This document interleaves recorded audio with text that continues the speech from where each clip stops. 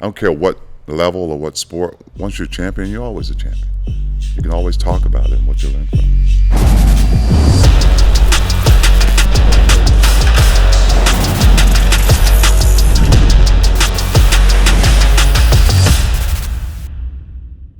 Hey everybody, it's the No Bullshit, Just BullFit podcast. We have a very special guest, Big T, Thurl Bailey, number 41. What's up, Thurl? How you doing? What's going on, guys? So good to have you. Yeah. Very excited to have you today. Glad you could make it. Oh, Right out the get-go. I knew he was going to arouse me about You that. said no bull, right? That's right. My bad, yeah. 5 minutes late. A little diva over here, you know.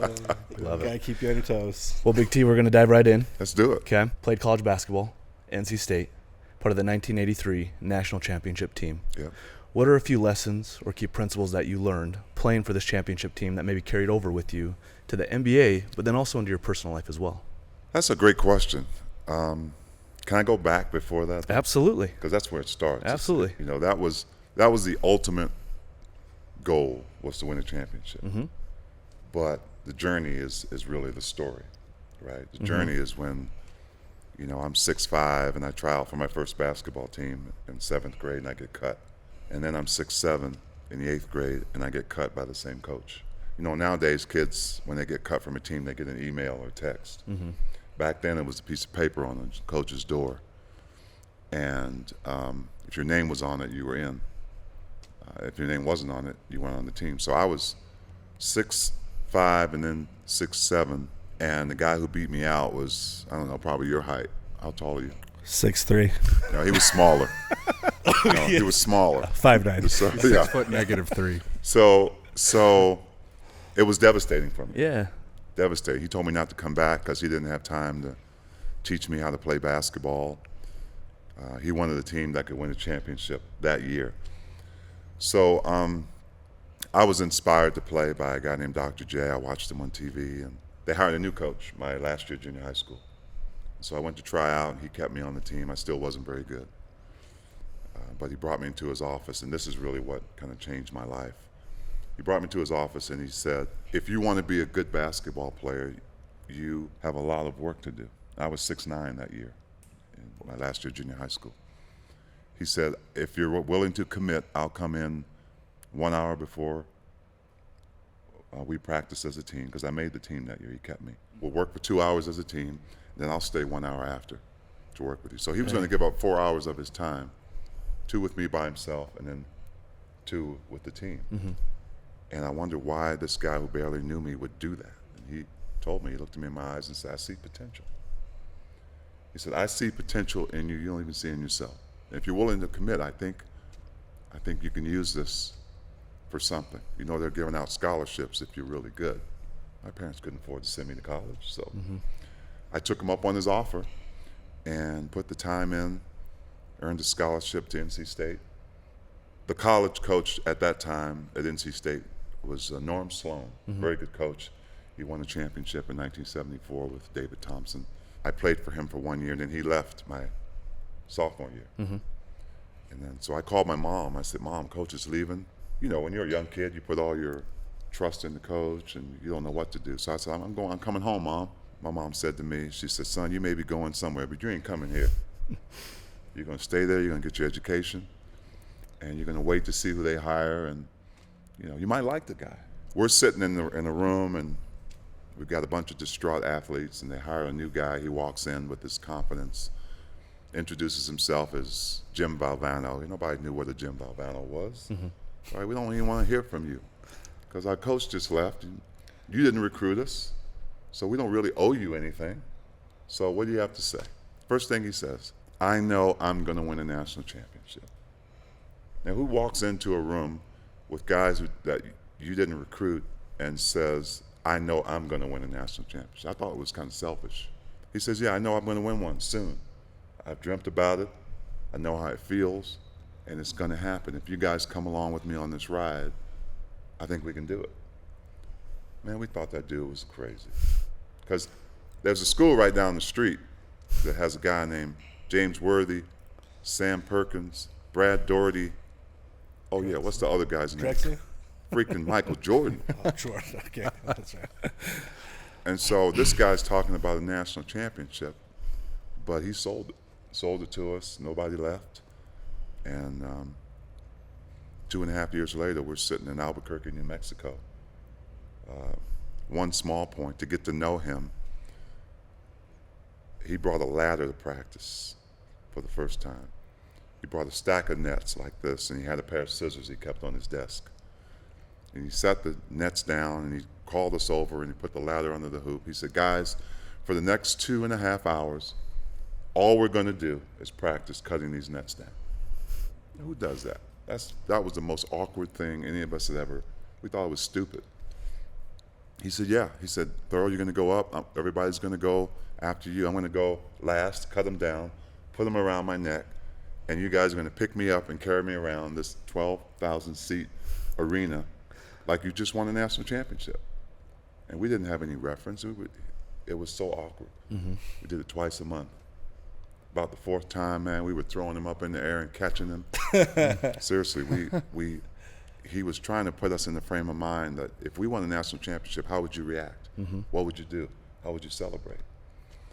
And then we were there 2 years after in Albuquerque, New Mexico, playing Houston, Vice Lamajama, Clyde Drexler, and Hakeem Olajuwon, and rest is history, win a national championship. And so to answer your question the long way around, the journey taught me so much. Very cool. Because Coach Valvano used to say, look, we want to put ourselves in a position to win. We're not going to win every game. We're going to lose by 30. We look at the tape. We see what we need to do. We're going to win by 30 some nights. We don't celebrate for too long. He said, but the ultimate goal is to get to the championship, and you've got to do something every day to get you closer to it. And so that just taught me a lot about goal setting. Very cool. Taught me a lot about teamwork and how different people from diverse backgrounds come together and can do something really great. That was the ultimate, to be a champion. I don't care what level or what sport, once you're a champion, you're always a champion. You can always talk about it and what you learn from it. Very cool. Did you end up throwing Coach up in the air? I don't think I saw that. Well, what happened was we all had practiced our own celebrations, and Coach Valvano would normally run out and grab one of the players and hug him. And if you go back and look at any of the video, when we win that national championship, Coach Valvano's running around because there's nobody for him to hug. Oh, okay. I see him running around. Yeah, he's all running over around the like place. Somebody was looking supposed for to be somebody. here. Mm-hmm.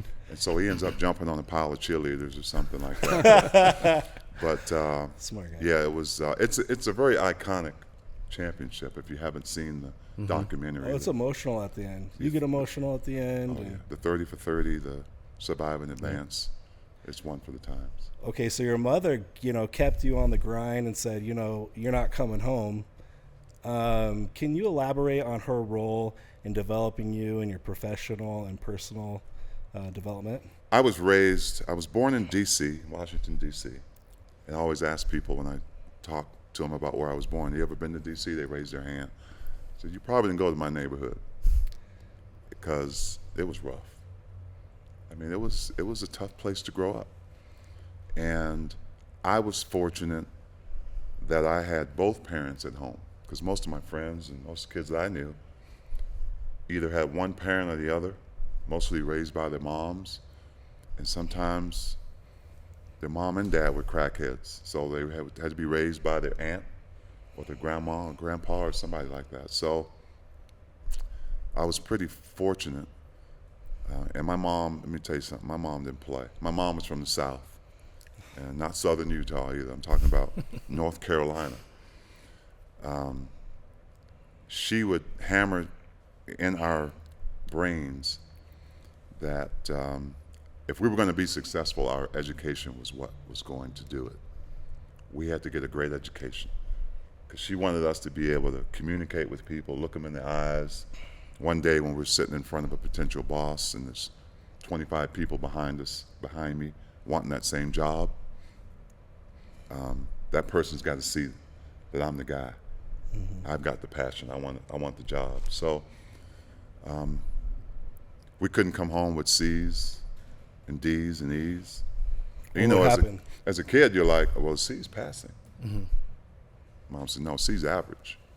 And I don't raise average kids in this house. I'm going to put it the way she put it. I bet not see a C on your report card.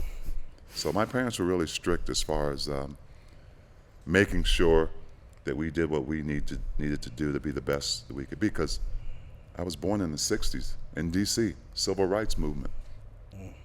My parents were out there marching and fighting for rights for African Americans, and I wasn't about to let them down. And they would come home and teach us what was going on in society.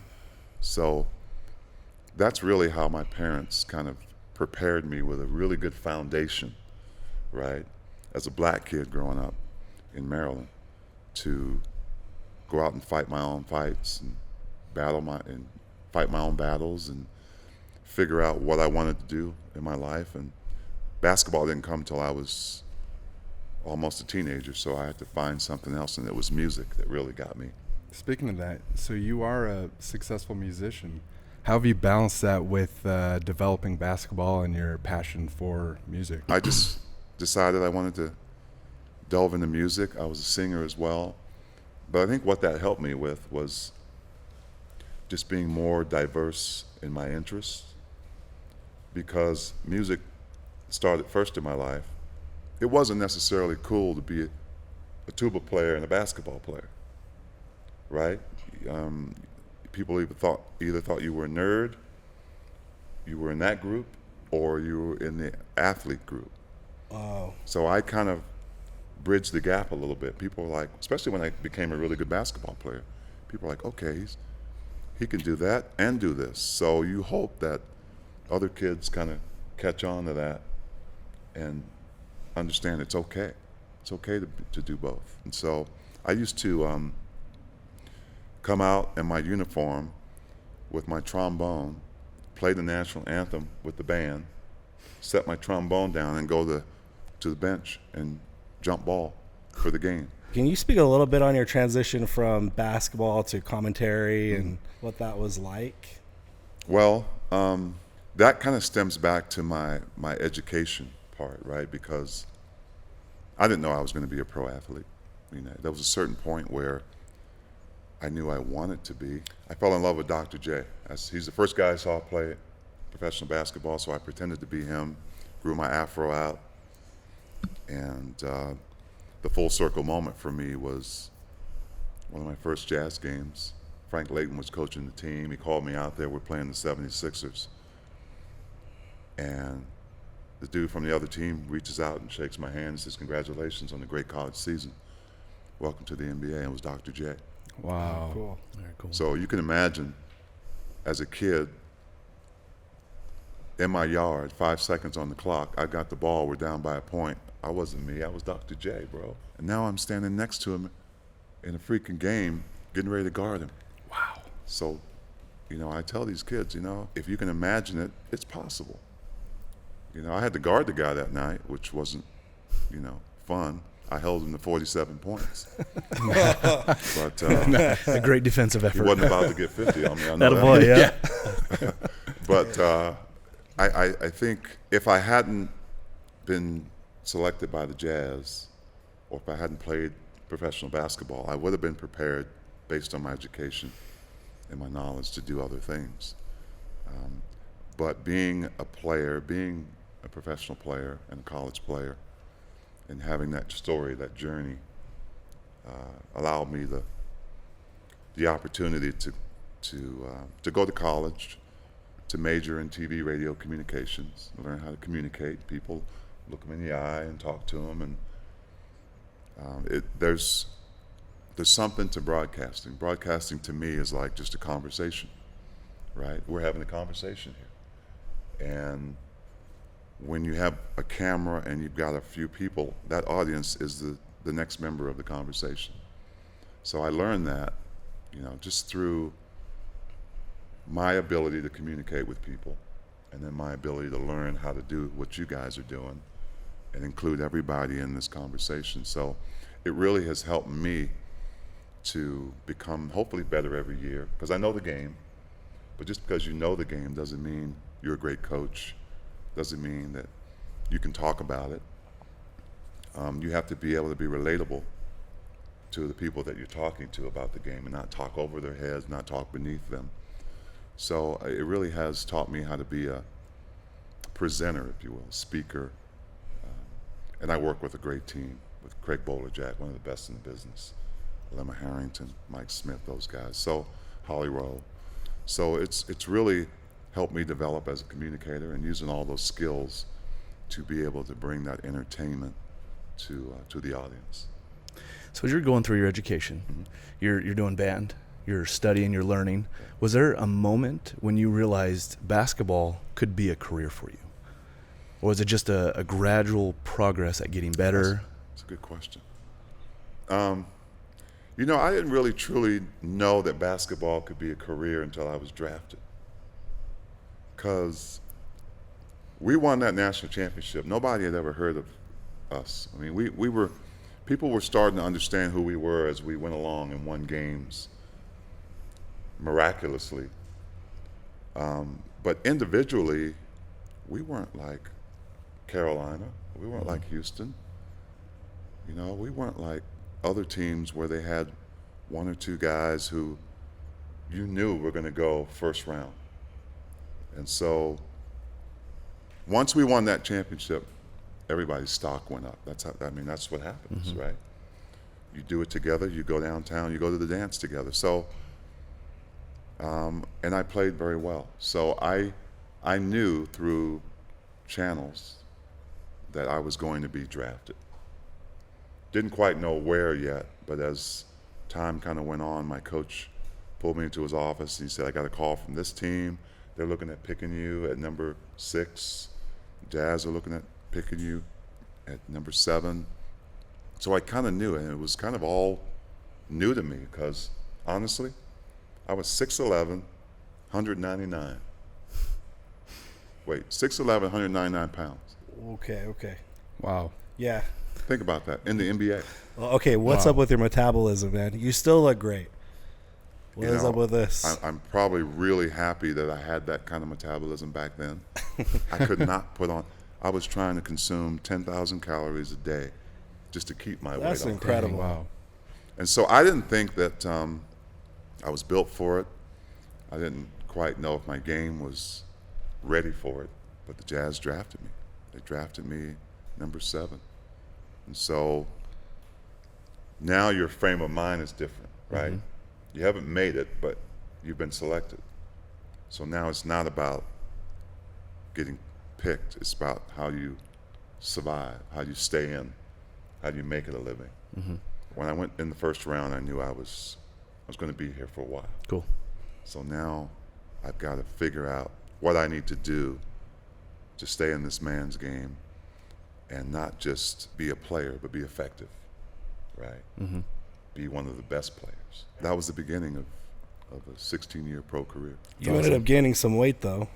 I did. I had some really good years. I kind of maintained that 215 to 220 for a lot of years, and then one summer I dedicated all that summer to just putting on some muscle because I knew from the start of the season to the finish with 82 games in the regular season with playoffs, I was going to play over 100 and something games. And let me tell you something, back then there was no such thing as, what do they call it now when they rest these guys? Yeah. Oh, yeah. There was no night off. benching you for Load management. There was none of that Injury. crap.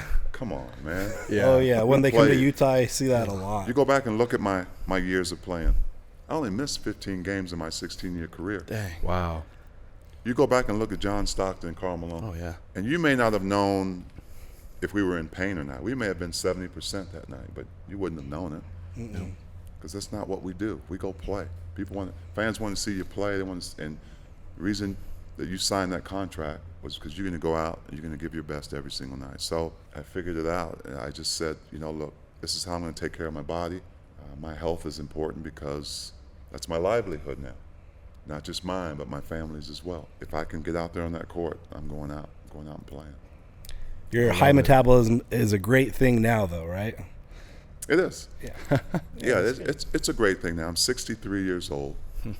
And as a matter of fact, my health is more important now as I look at some of my peers, there's certain guys that they passed away because they didn't take care of themselves at an early age. There's certain guys that I played with and against now that are, I mean, like 200 pounds overweight, and it just kills me every time I get to see him and talk to him, because sometimes as an athlete you feel like, well, I'm not playing, but I can still eat what I ate when I was playing. Just can't do it. It's not a perfect thing with everybody, right? I mean, all of us, we slip up, but if it's important, you know, we get back to it. And for me, it's not, what makes it important is not about me. It's not all about me. It's about my kids who expect me to be there. It's about my grandkids who want to play with Papa, right? So I got to do what I got to do to be around, to stay healthy, to control what I can control. I love it. Was weightlifting a big thing when you came into the league, or was that something that was still a little bit shunned and kind of came into favor later on? It was a thing.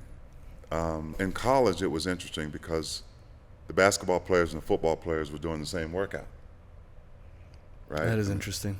Yeah, I mean, we were just trying to throw stuff up, get as big as we could and strong as we could. And so it got better as we went along when schools started to recognize that athletes are different and they train differently. The technology and the things that are available today are so much better than back then. There's no excuse nowadays. Yeah. No excuse. You look at a lot of these pro athletes now, they're getting it because they have their own nutritionist, right? They have their own workouts with their own coaches.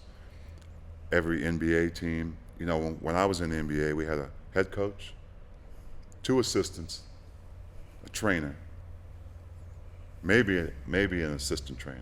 That's like 6 people. Now we've got a head coach, associate head coach, 9 other coaches. Every player has a coach that helps develop them. Really? Every single player. One coach may have 2 players. Wow. There's 4 or 5 nutritionists that travel with the team. So we travel with 3 busloads of people. I mean, 3 of those touring busloads of people. Because it's, you know, you talk about all the money being spent on trying to be a champion. They have every access to everything. There's food all the time. You get to the hotel, there's food. There's a room where they can go and eat. At the locker room, when they go in, there's food outside the locker room. It's like a buffet. So yeah, there's so much now, such an advantage. There's no excuse for these players, even the college players, to not be in the best shape they can be. I heard LeBron spends like $2 million on his body, like some crazy amount, just maintaining. I like to know what that dude's on, man. What his training method is. We'd all like to know. Yeah. That. Because Supernatural. He is not aging. he's really broken a lot of molds. I mean, and some of it too is preserving yourself, right? I mean, yeah, it's a tough schedule, but if you can do it at his age, you know, you're 40 years old and you're still putting up those kind of numbers. Yeah, you got something going on. So he's there's always a who's the GOAT? Who's the GOAT? Well, in this era, of course, it's LeBron. I'm not going to compare him to Michael because I was in the Michael era, and I don't think that anyone has really accomplished all that he has, not just around basketball, but through his brand and just being an ambassador. So they're both great.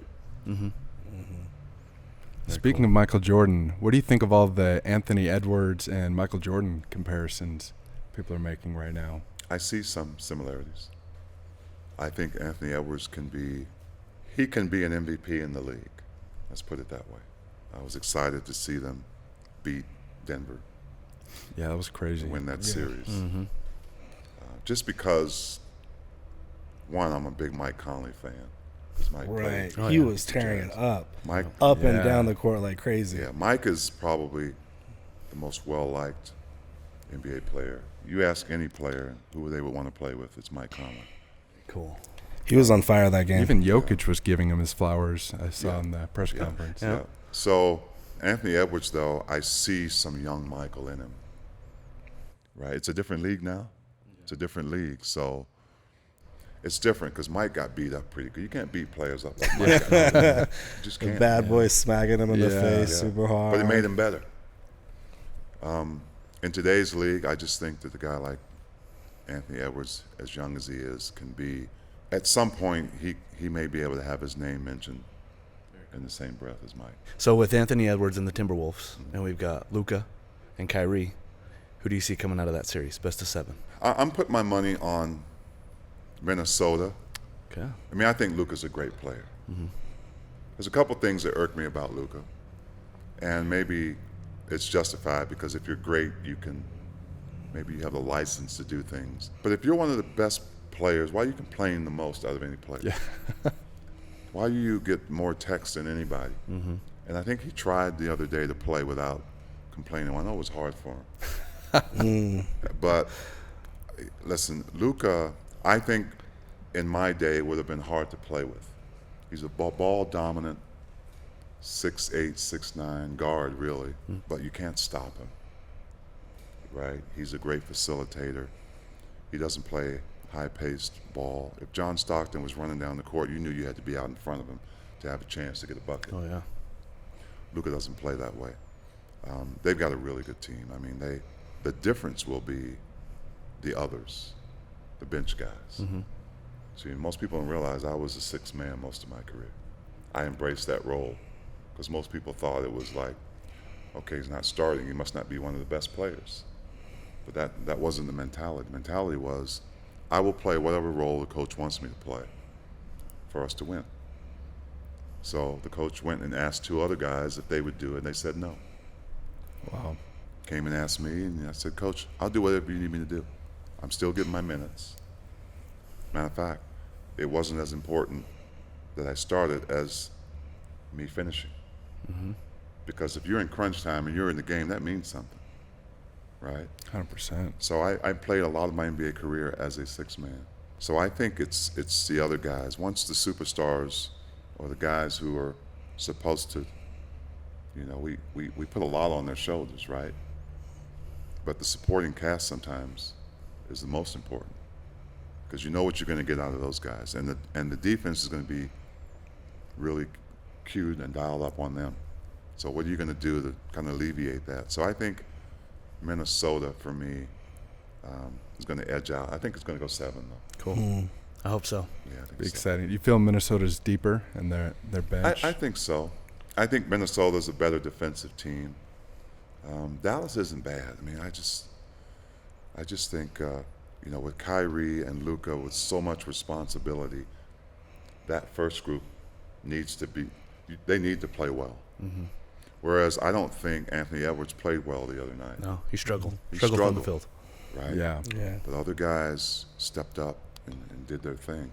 So I think I'm putting my money on the Timberwolves. Cool. It's going to be a great It series. will be a really good series. Yeah, I'm excited. Hey, can you touch a little bit on the most frugal player you ever met in the NBA? Frugal. Yeah. Cheap, the let's go cheapest. with it. Well, guys like, oh, where's my, after dinner, oh, I forgot my wallet. Well, there were a couple of guys. One wasn't like that, but he didn't spend money Okay. because he didn't know whether he was going to be around. But he didn't think he was going to be in the league very long. As a matter of fact, when he was drafted, he held out. I think they offered him $55,000, and he wanted $60,000. It was John Stockton. Nobody knew what or where Gonzaga was. If you were in the Salt Palace, which was our arena back then, when they drafted him, there were boos all over the place because they didn't. Oh, really? Oh, yeah, they booed. Wow. The crowd booed because they didn't. What, John, who? Who's this little white Yeah. kid from a school we don't even know? Yeah. Oh, that's so sad. It's true. Yes, John. They booed him when he got Yes, John. They booed him. announced. Oh, man. And so he came into the league very green, and speaking of green, he was backing up Ricky Green as the point guard. I could see it early on that he had something. You meet people who have something. You don't know what it is yet, Yeah. but you're going to stick around and find out what it is because there's something. You got something. I can see it in you. I would go pick John up at his apartment because he didn't have a car early on. And I'd go in his apartment and he didn't have the heat on. Oh, wow. I'm like, John, turn the heat on. He didn't want to spend money on a heating bill. Like, he might be gone in Yeah. a couple of weeks. So how many years did you play in the NBA? I played 12 years in the NBA. And then how many years have you been retired? Well, I played 12 in the NBA. I started 8 with the Jazz, and for some unknown reason, they traded me to Minnesota, and I played there for 3 years. And I went from Minnesota to Greece because money was good, but I was curious on, how basketball was in other countries. And then I went to Italy for 3. Very cool. Then I came back to the Jazz for 1 more. So I retired in 1999. 99. That was my last season. I went right to broadcasting from there. And you have a charity, right?